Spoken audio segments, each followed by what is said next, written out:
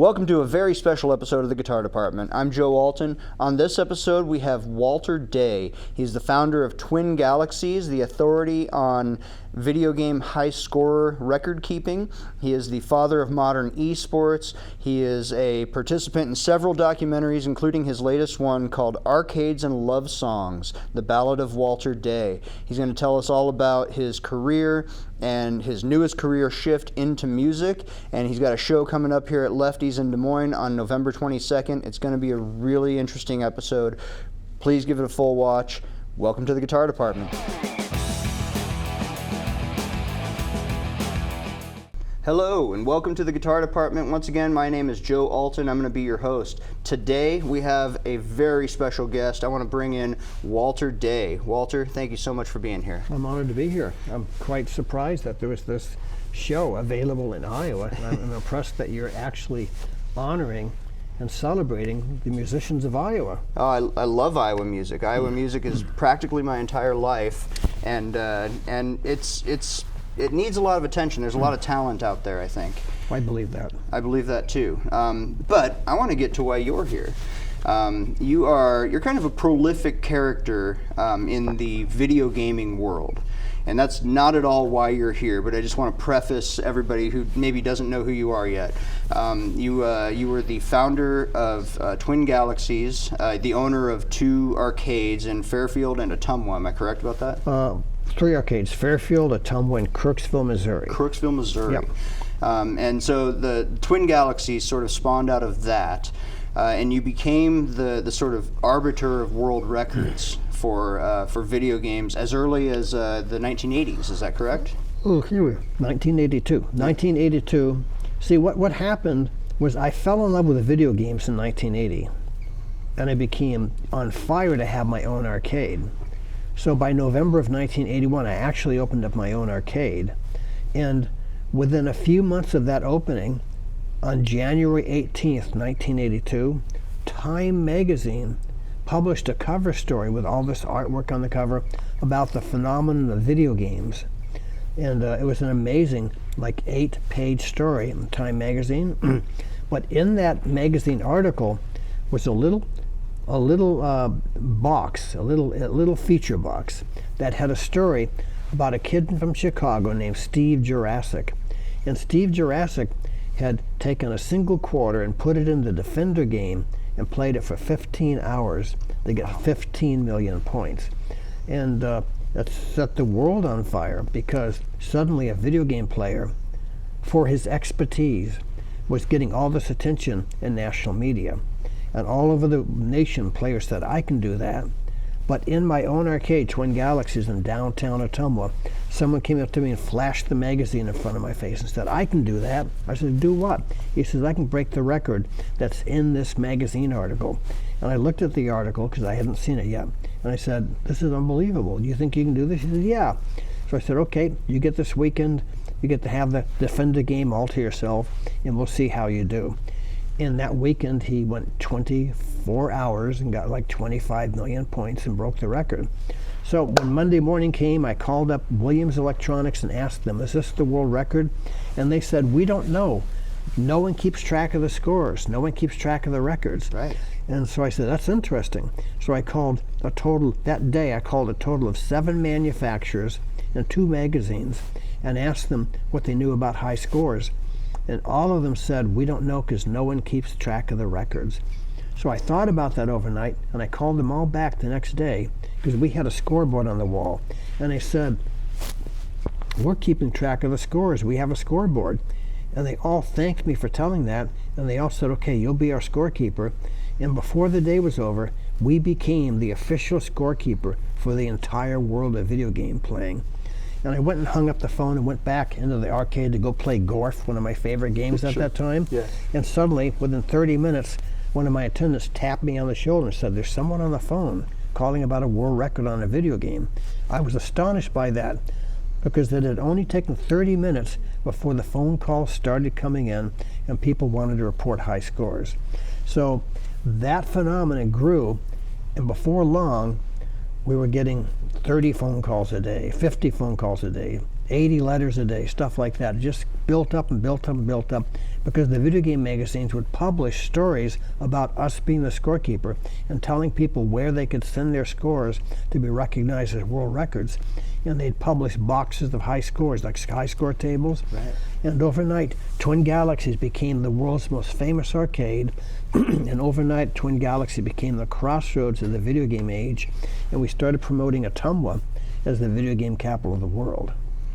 That's incredible. And so you mentioned that it happened sort of overnight, which is kind of amazing because, and people may not quite realize all of this, but we're talking about an era where there was no internet, there was no mass communication on a level like that. You weren't on the radio every day talking about this in a way that would be broadcast everywhere. This was all word of mouth and from people talking to their own arcade owners. And then calling you directly because they knew you were the guy with the answers. Exactly. But the concept of man versus machine became a big deal. Right. And when someone in a local community beat a video game for a world record score, that became a big story that would be covered by newspaper, radio, magazine, television. And in almost every story, Twin Galaxies and me being interviewed as part of the story would be part of the story. So Twin Galaxies, in a funny sort of way, it wasn't the internet, but we had this incredible connectivity happening where the media would just promote Twin Galaxies because we were an important part of the story, because we were officially crowning that person to be a champion. And Right. it was the most essential part of the story. One of the things that struck me, and we haven't mentioned this yet, but you're this part of a documentary called "The King of Kong: A Fistful of Quarters," and this is how I came to know who you are in the first place. And I think a lot of people, this would have been their introduction to you, or at least their modern introduction to you, because you obviously had a lot of press before this. You were in Time magazine. You had an article in Life magazine as well, if I'm not mistaken. And there's been coverage of you throughout the decades, but especially in that early '80s arcade boom.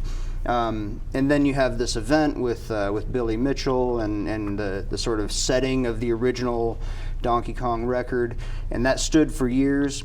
And then out of nowhere comes Steve Wiebe. He's broken the record, and then just everything that goes into verifying that record, because he didn't do it at an arcade in front of everybody. He did it in his home. It was on videotape. People came out to inspect the machines. The thoroughness of it, and the controversies that surrounded it, made for a really interesting story.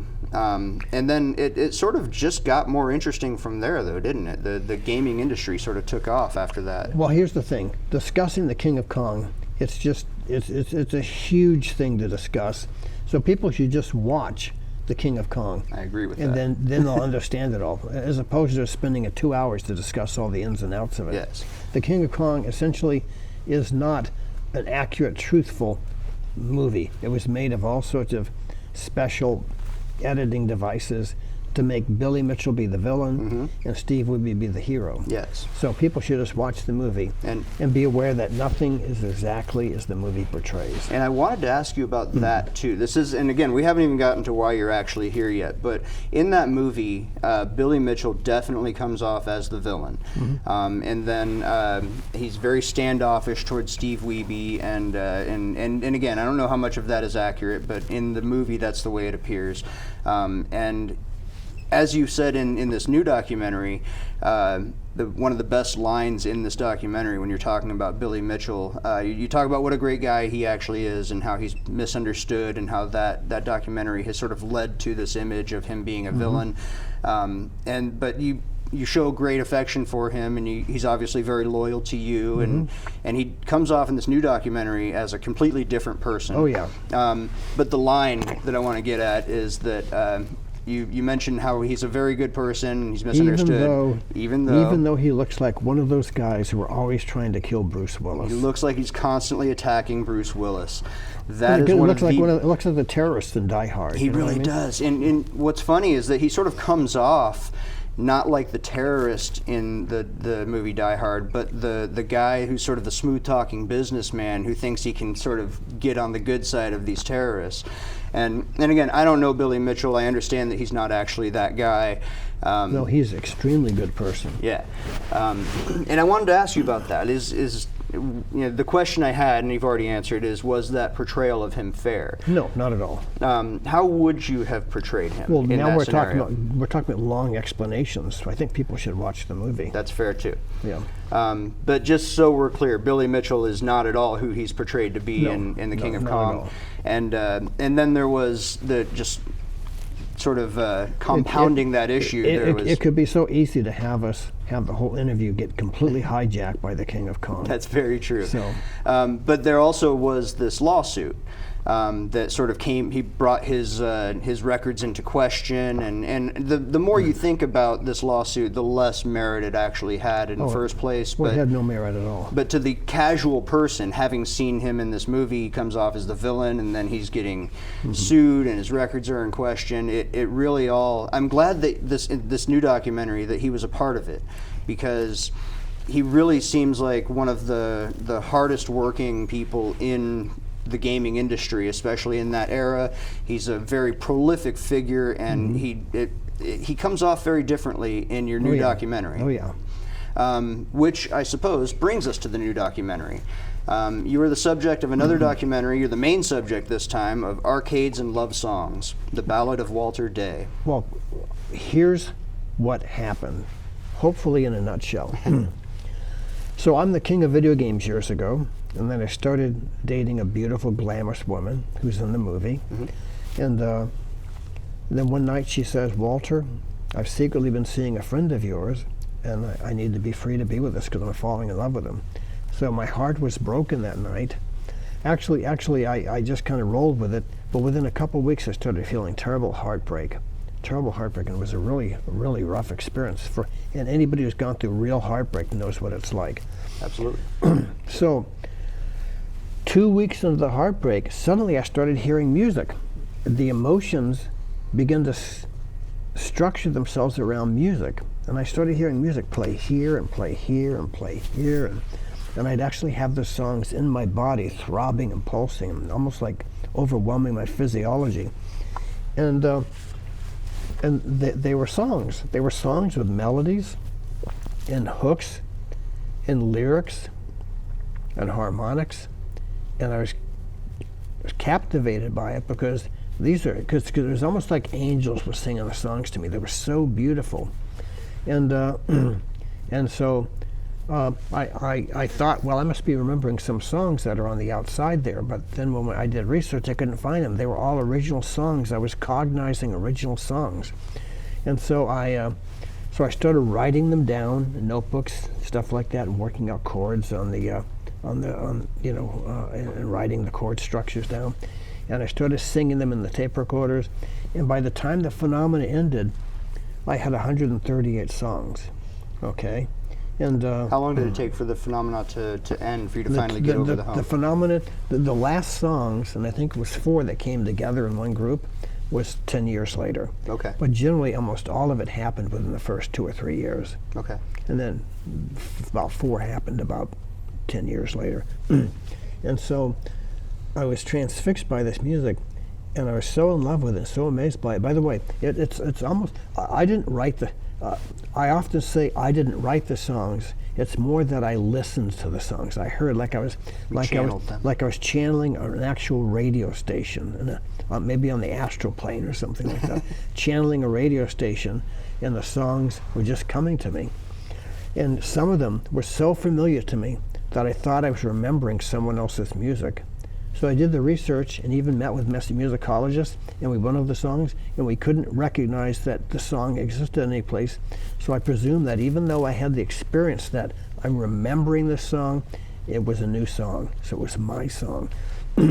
So essentially, I had these songs, and I vowed that someday, even though I wasn't a singer, even though I had no intention of performing and singing on the stage, I had played piano on stage before, so I was familiar with performing publicly, but not as a singer and not as a songwriter. This was the brand new experience. But I was so on fire with this, I vowed to myself that I was not going to let this drop. Someday I was going to get on the stage, have these songs be produced, and sing them to the public. So 20 years went by, and then suddenly The King of Kong happens. That's right. That's And 2010. 2005. Oh, 2005. Okay. This is 1985 to 2005 now. Okay. And so the producers, Ed Cunningham and Seth Gordon, the producers and directors of The King of Kong, when I talked to them about how I'm done here, I don't want to do the video games anymore, I want to do my music, they were intrigued by that. And so they actually had me sing some of my songs and perform some of my guitar work in the actual soundtrack of The King of Kong. That's part of my story in The King of Kong about my music. And they were intrigued by the music and thought it had some merit. And so they never forgot that. And The King of Kong came out, you know, and people heard me sing some of my songs. People would make comment online. But still, my desire to fulfill the music and produce it and, you know, flesh it out and perform it, that I just had too many obstacles, too many psychological or emotional or financial or health things would get in the way so that I never was able to have it happen. So almost 20 years more go by, and I'm at an event, and suddenly out of the crowd come a couple guys named David and Chris Reichelt.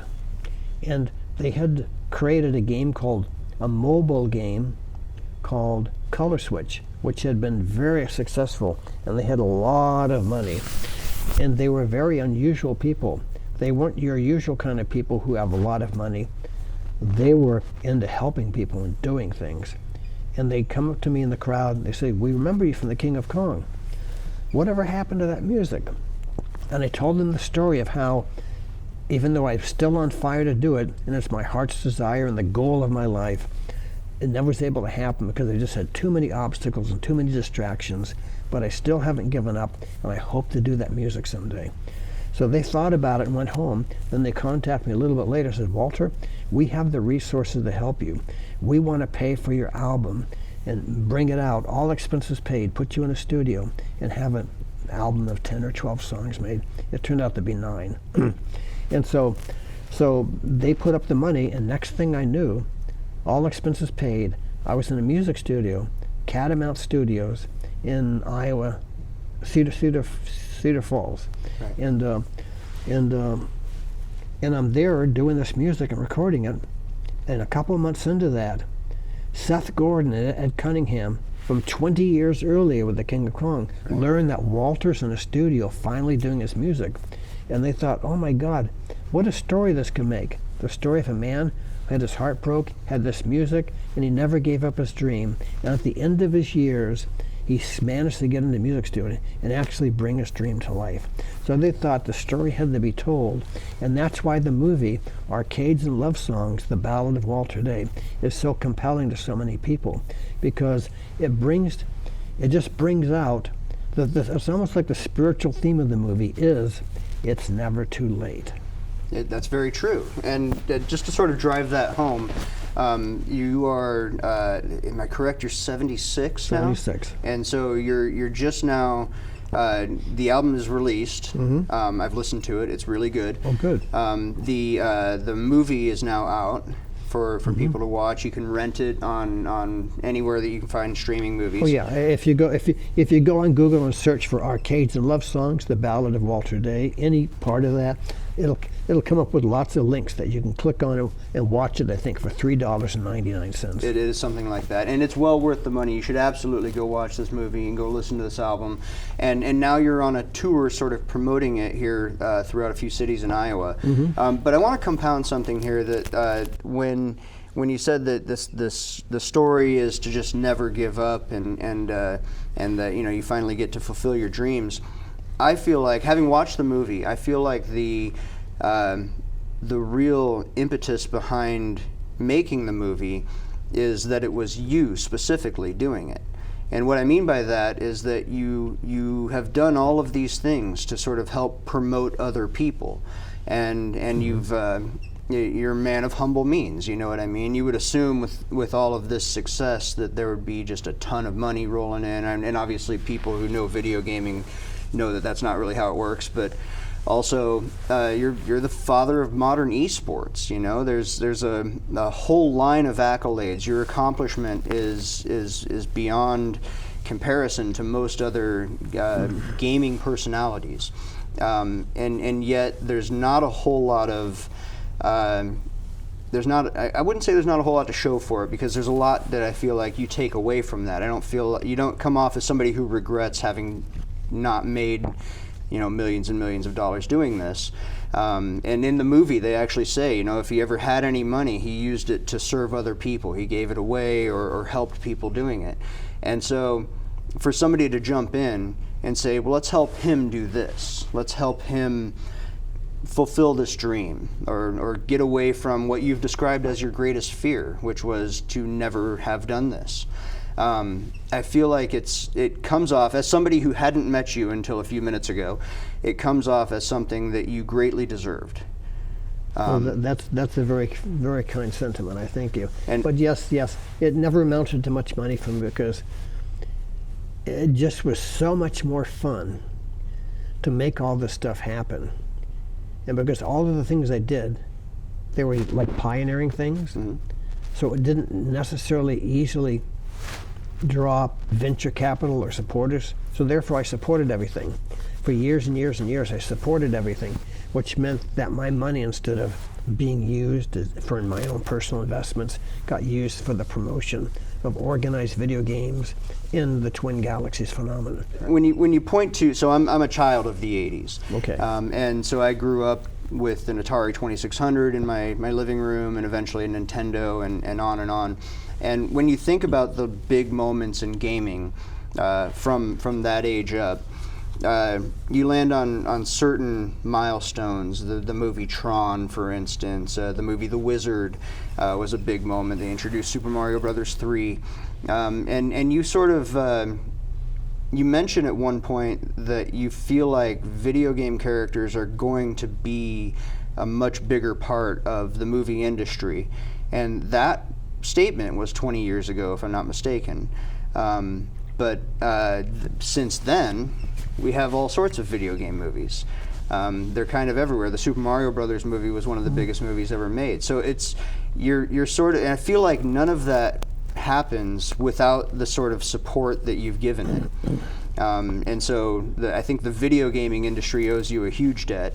I think that people like me, who hadn't heard of you until 2007 or 2010, and saw this movie, owe you a thanks.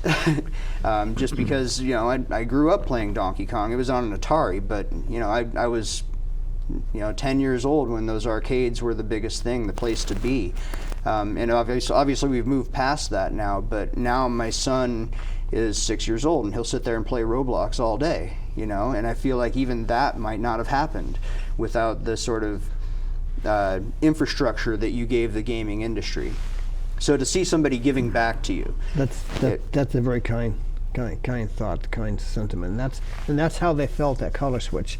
That we felt they said in the movie, we felt it's our duty for some payback. It's a very interesting thing, though, the career that I've gone through and how it interconnected with Hollywood and stuff like that. For instance, Wreck-It Ralph. Yes. The arcade owner and the referee outfit, that's me. Stan Litwack is the character's name. Yeah, Mr. Litwack, that's me. Yeah, and if you haven't seen this, you should Google Mr. Litwack from Wreck-It Ralph, and you'll notice it's an image of the man sitting next to me. Yeah, essentially what happened is when another movie called Chasing Ghosts, have you seen that? I have not seen Chasing Ghosts. You have to see Chasing Ghosts. I'm assuming it's about Pac-Man? No, it's another Walter Day, Billy Mitchell movie. Okay. When that movie was coming out, the movie went and did a sneak special preview at Pixar and Walt Disney Animations, and all the people there who are the developers of the movies and stuff, they fell in love with the Twin Galaxies story, the Walter Day story. So that when they made Wreck-It Ralph, they privately behind the scenes decided to make a tribute character, which was Mr. Litwack. And so suddenly when the movie came out, and the arcade owner was Mr. Litwack, people began to contact me immediately saying, "You're in a movie."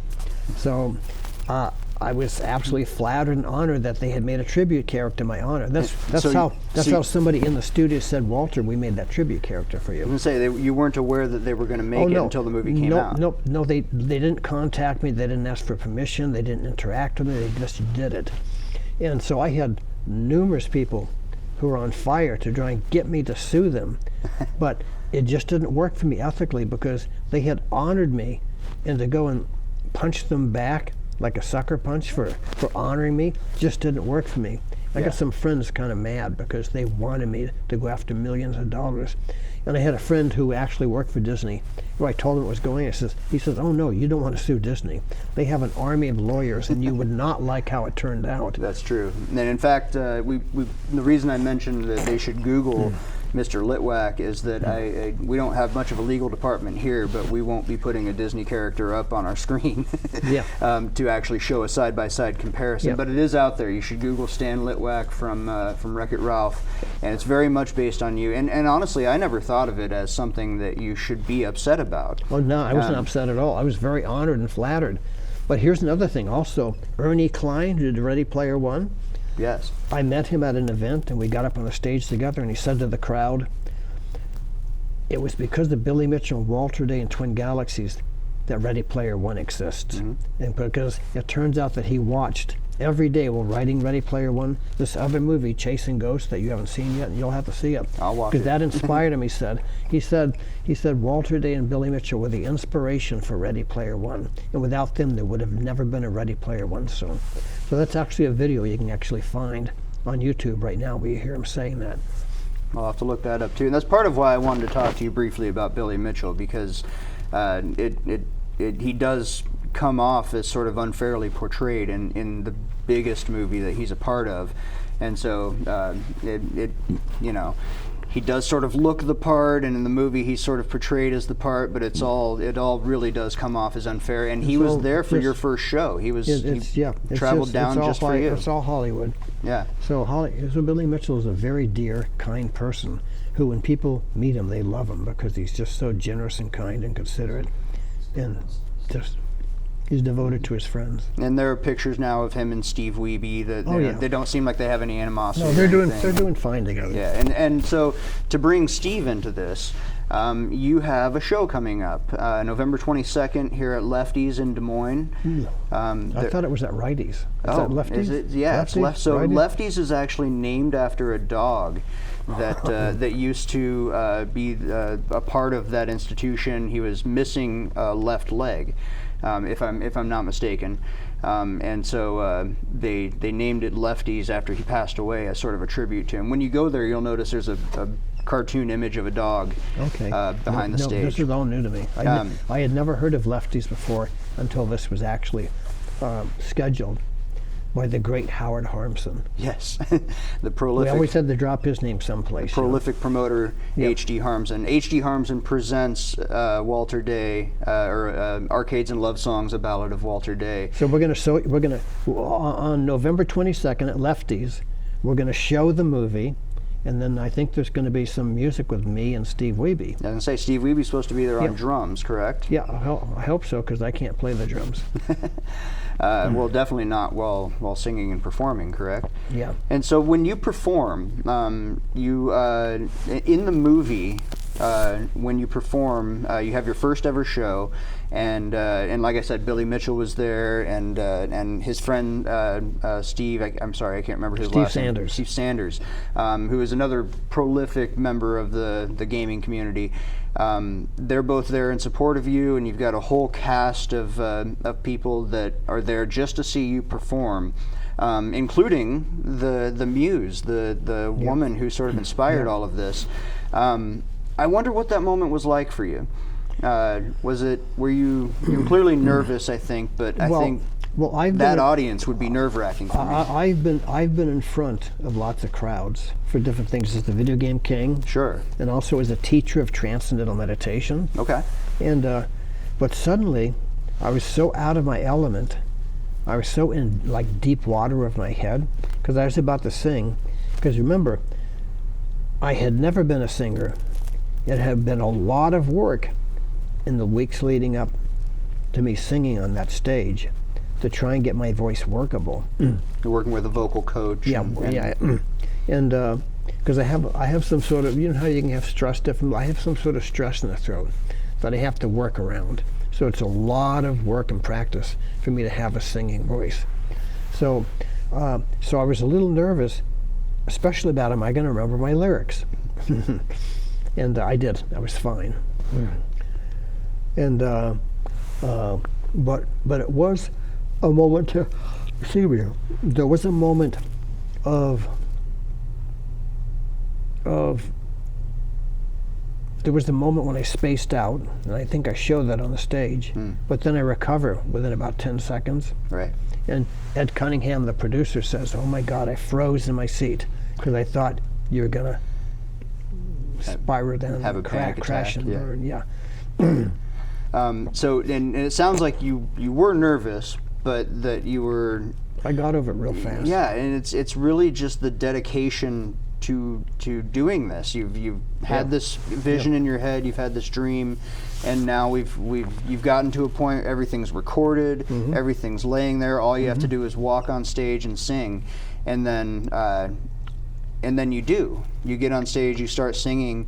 I'm wondering how the experience that we're going to see at Lefties will be different from that, because you're going to have a band. Is that correct? It won't just be backing tracks. I'm not sure.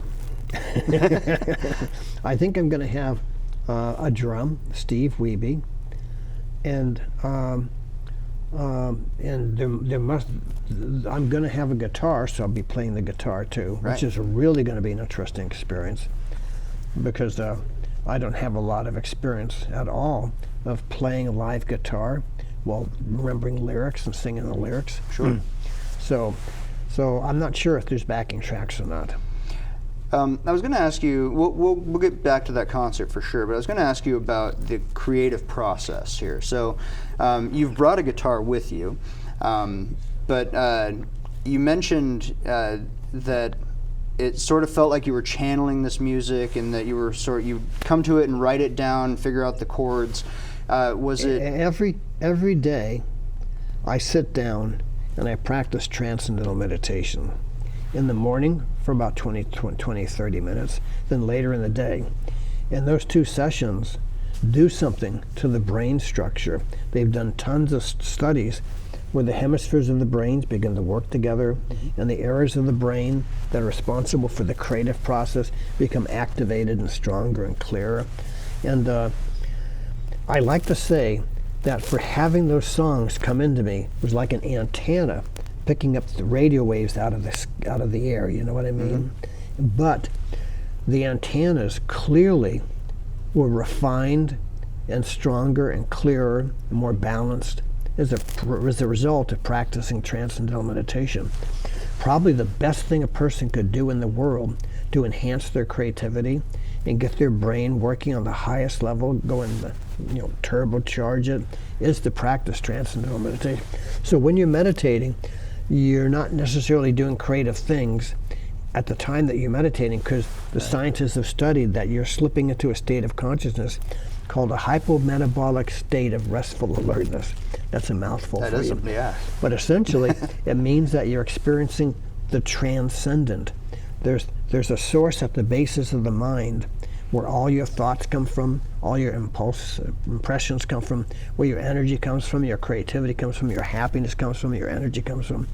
And you actually transcend the thought process and reach that source, and then bring the dynamic energy and creativity of that source up into your daily life. And by doing that regularly, it transforms the way your creative process works, the way your intelligence is able to unfold itself. And there's no question that for me, the creative process was completely enhanced by being a regular practitioner of the transcendental meditation process. So when I would have the music come, the music would first come as a melody. And then there'd be something that would counterpoint with it. And then there would be a hook. And then on top of the hook, there'd be some harmonics that would build around it, and then I'd have to work on the lyrics last. The lyrics would always come last. It's sort of like the Bee Gees. The Bee Gees said, oh, we had this idea for a song. We went into the studio, worked on it, then we came out and said, oh, it's all done. Now all we have to do is write the lyrics. For me, the music was built in the same way that the Bee Gees were building it. That the harmonic concept was what was most important. And if you're lucky and smart to be able to get good lyrics that fit on top of it, then you have a great song. However, to me, and apparently to the Bee Gees, the thing that makes a song is that harmonic structure, that melodic structure that underlies the lyrics and the concepts. I hope this is tuned. It's not tuned. It's not tuned. We can fix that though. Give me your guitar. Oh my God, now you can say the great Walter Day played my guitar. I've got it on film.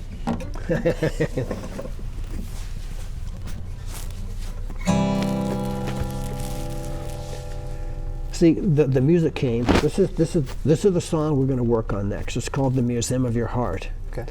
The museum of your heart, bum bum bum bum bum bum. The museum of your love, bum bum bum bum bum bum. The museum of the men who loved you before, who never escaped and still love you so. The melody will come, but then the concept about a guy falling in love with someone, and she says, I love you. Then she suddenly says, I want to be with someone else, sort of like reflecting my own experience. Of course. Someone else. And then she says, but I don't want to lose you. I want to keep you in the museum of my heart. So you can imagine a music video, where he's being wheeled into a museum, put on a big display right next to another display. This is Steve and Bill and Jim and Mike and stuff like that. So I just wanted to, as an example, show how the music would come to me. Then the concept of what the song should be would come on top of that, and then all the other dynamic harmonics and stuff like that. I hope that was a good example. Yeah, that was a great example. I'm curious about. I actually have a lot of questions. I guess we should start with the lyrics. Because you mentioned the Bee Gees, and they're obviously a great band. They were one of the best-selling bands of the 70s, and I have nothing but respect for the Bee Gees. And I preface it that way because I want to say that your lyrics are maybe a little more poetry influenced than the Bee Gees. I feel like the Bee Gees, for all their music, that sounds flattering to me. They have a lot of songs about how fun it is to dance, you know what I mean? And don't get me wrong, the Bee Gees had some depth to them too. But when you listen to your lyrics, especially the song "Hold Me" comes to mind. That's sort of the rock star track, I guess we'll say, of the film. You can feel the sort of heartache. It's not just these sort of poppy, repetitive, empty lyrics to follow the structure of the song. The structure of the song is there, and it's sophisticated, and it's got its own. You can see as a listener, or at least I can see as a listener, how the music may have come first. But then when you get to the lyrics, there's some soul to it. You could read it just as a poem, yeah. and it would still hold up as well as it does with the music. And I feel like there are a lot of bands for which that's not true. And I feel like when somebody really hits those, you get, your Paul McCartney's, and Chris Cornell comes to mind. He's one that you could just sit there and read his lyrics, and it's like reading Tennyson. And your lyrics for the 9 songs that I've heard are very deep and are very, very thoughtful. And so, but I also I want to ask you about your musical background also. But I'm wondering if you can dive into your lyrical process a little bit. Okay, so here's the lyrical process.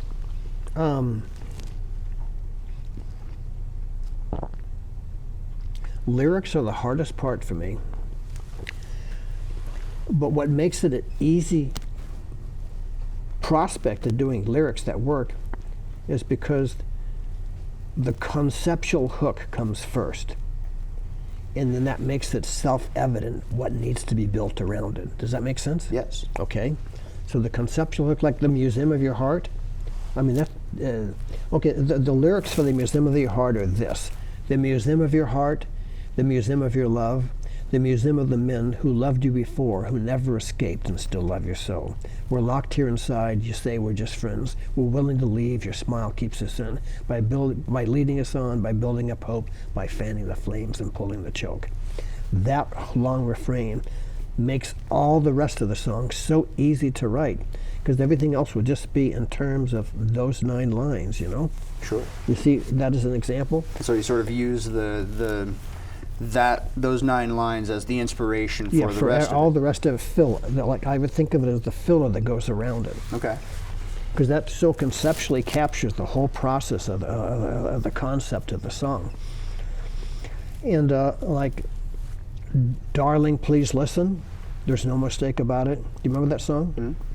And you can make mistakes when you buy used cars. You can make mistakes when whatever the words were, but you can make mistakes on about anything. But when a man has tasted true love, there can be when a heart has tasted true love, there can be no mistake. Excuse my voice. No, you're fine. But so with that as the concept, it's so easy to build the rest of the song around it.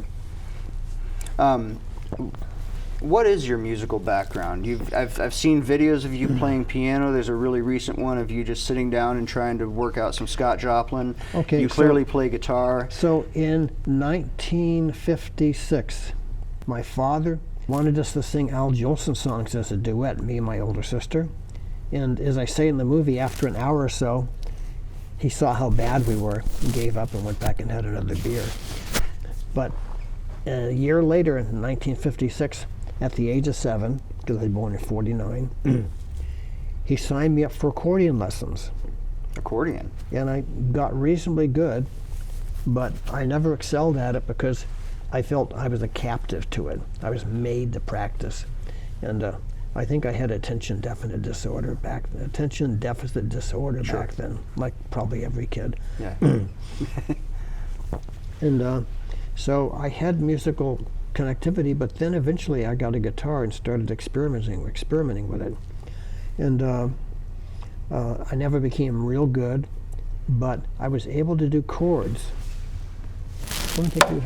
I was able to do chords, and when I do the music, the phenomenal thing that would happen when all this stuff would happen is that I'd hear orchestras playing along with me, so that I'd be singing things like 3 lies, really. One lie is one too many. 2 lies are more than 20, but 3 lies I'll probably be saying. Goodbye, love, I'll probably be saying. So, like that chord progression is an example of how I'd be able to, even though I can't do fancy stuff like this, I could do at least chords. I was gonna say, that's a very unique chord progression.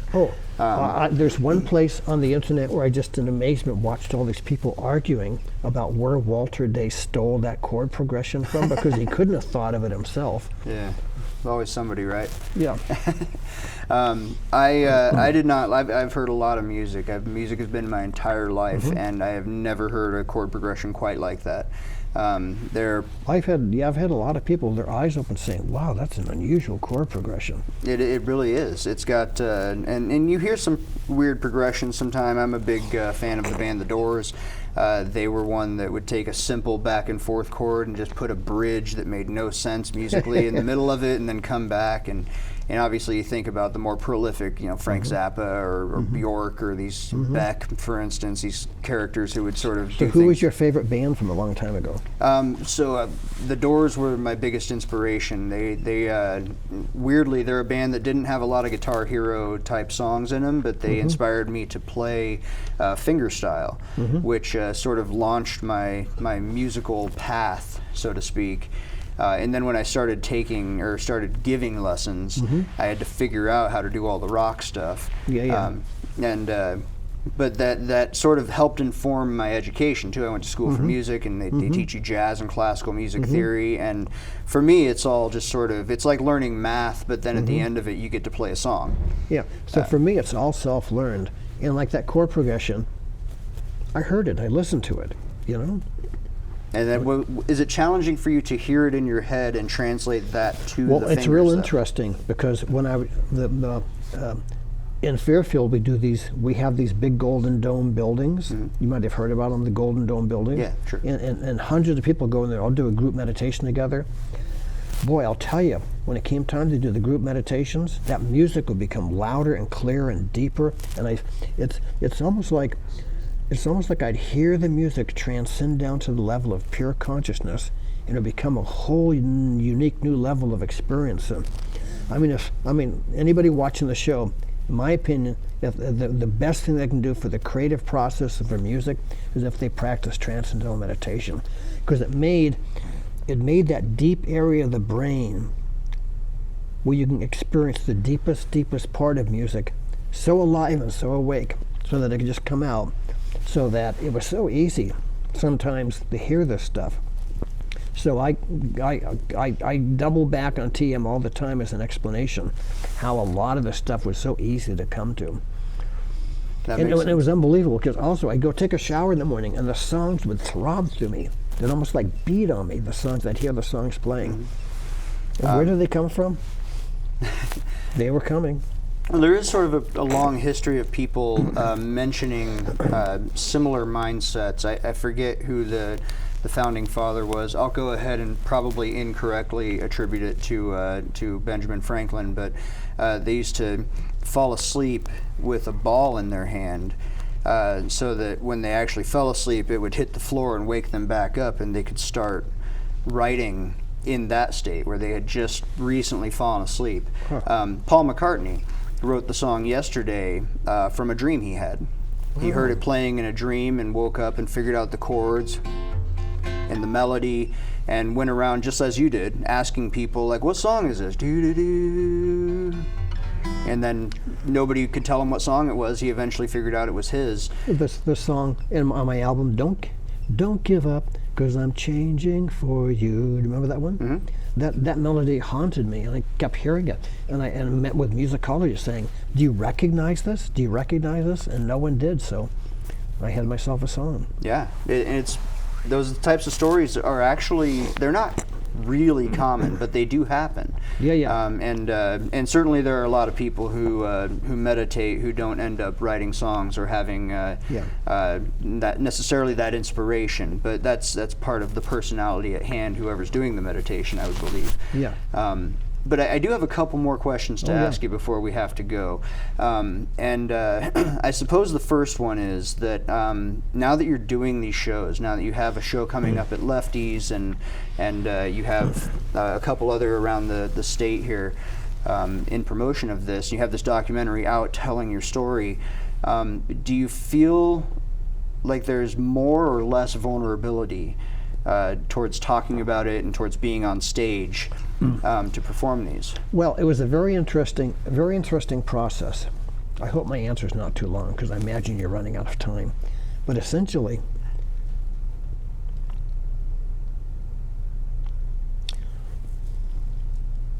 I'm not satisfied yet.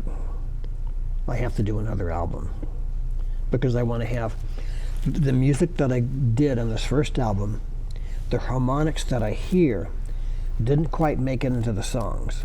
You know what I mean? Mm-hmm. You know, and I think great musicians talk about this, that, you know, it's hard to get down on the paper, get down into the world, what you're actually hearing.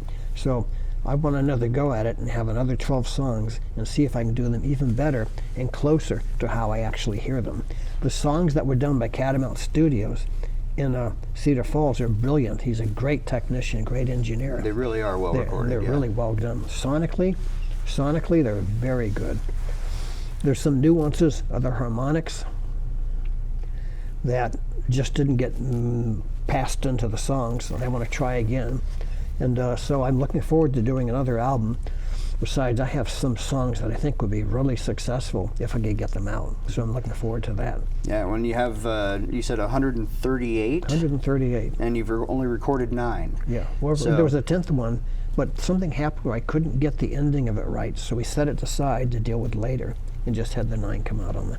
And did the producers and engineers at Catamount do most of the arranging for you, or was that something that you were more deeply involved with? Well, the way we started each song was that I'd sit and play the songs acoustically, or singing them along, while a drummer and a bass player played along with me, so that then he was able to go and get all the notes arranged properly. What do they call that when they do that?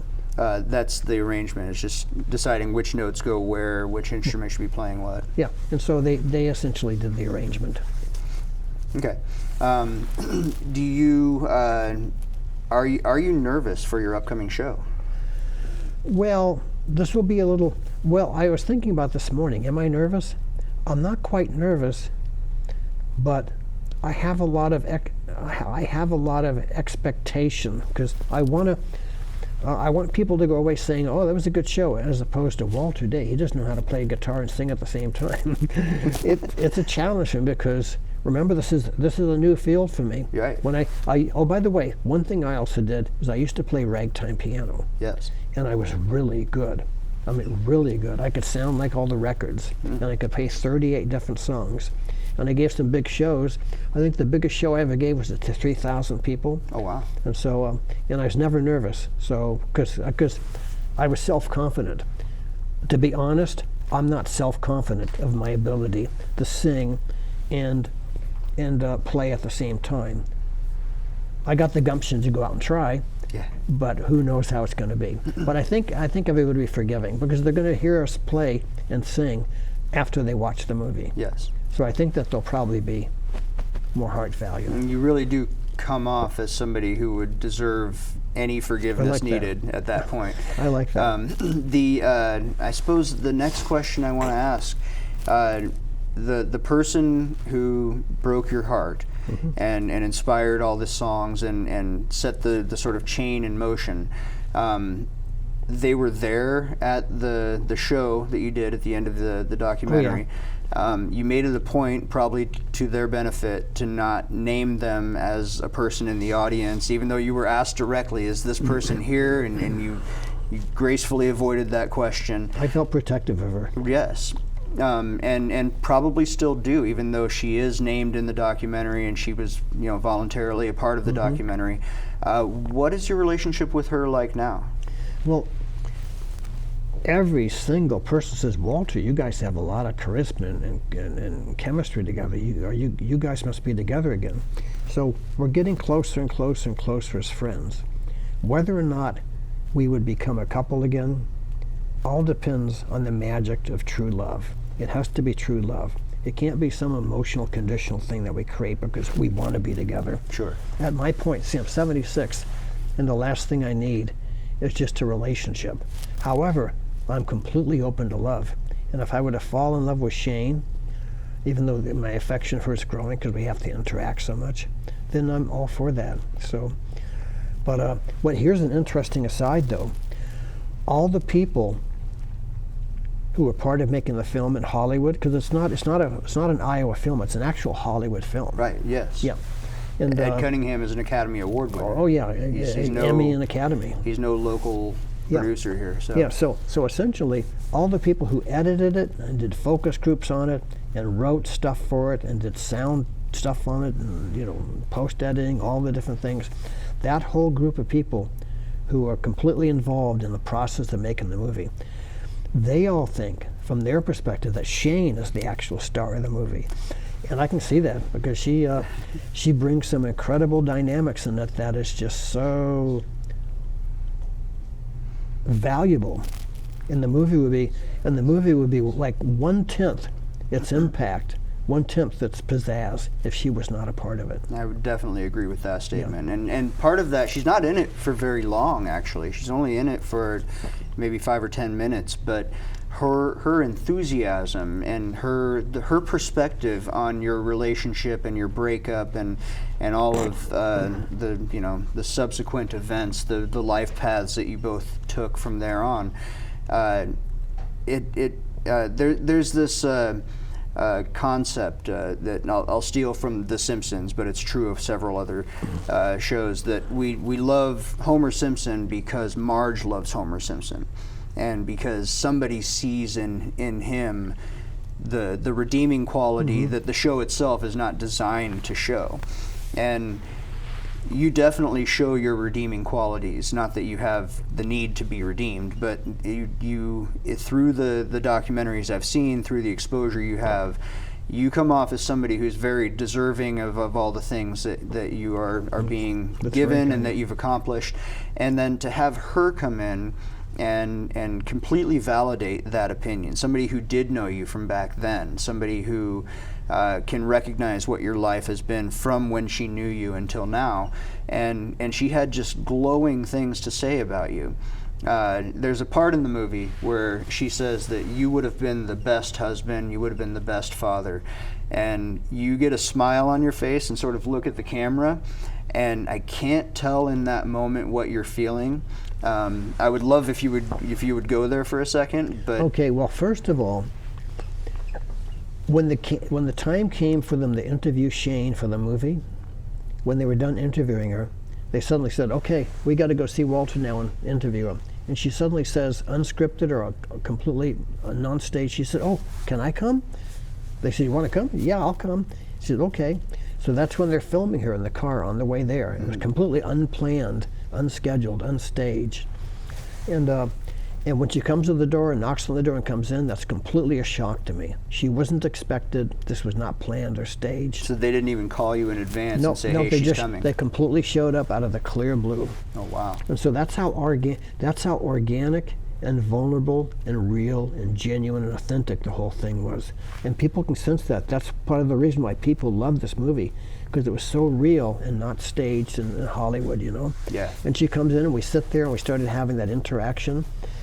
And they just turned the cameras on, and what came out, came out. It was completely, like I said again, unstaged, unscripted, not planned. Who knew who was going to be said? Yeah. And so this aforementioned group of Hollywood people who put this movie together, they said that there's never been anything like it. From their perspective, in the history of Hollywood, this is the best reconciliation of heartbreak and love in the history of Hollywood films. That's how they feel about it. That's a bold statement. That's a real bold statement. The main reason for that is because it happened genuine, authentic, and out of the clear blue with no staging or script or dialogue, what have you. And she is so genuinely happy to see you, and you can read her emotions like a book. You're a little harder to read. You're clearly happy she's there in that moment, but she is just gushing over the fact that she was your muse, and you can see her regret for having broken it off in the first place, you know what I mean? And there's a whole pantheon of emotions that you can see her going through at that time. And I'm wondering two things. Do you...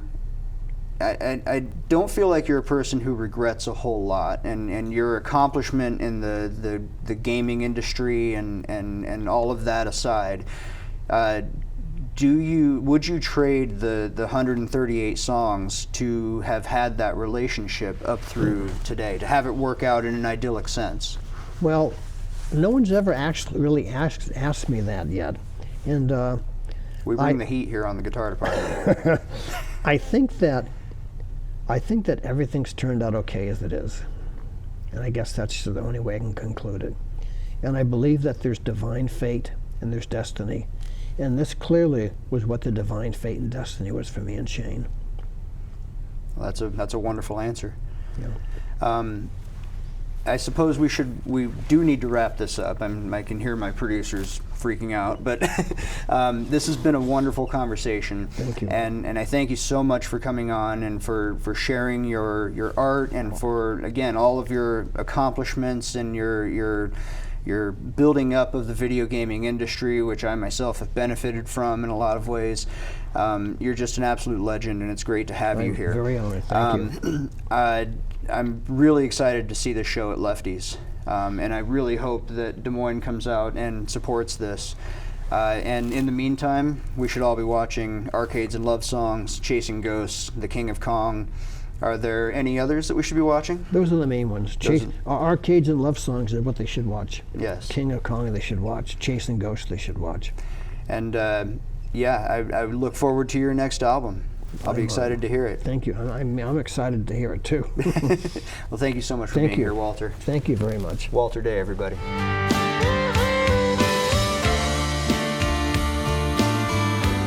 Well, thank you for tuning into the Guitar Department. I've been your host, Joe Alton. I want to thank Walter Day for being here. And please head out and watch the documentary Arcades and Love Songs, The Ballad of Walter Day, available wherever you find your streaming. You can rent it for about $3.99. And head out to Lefty's on November 22nd for a very special show, a showing of the movie, and a pop-up arcade.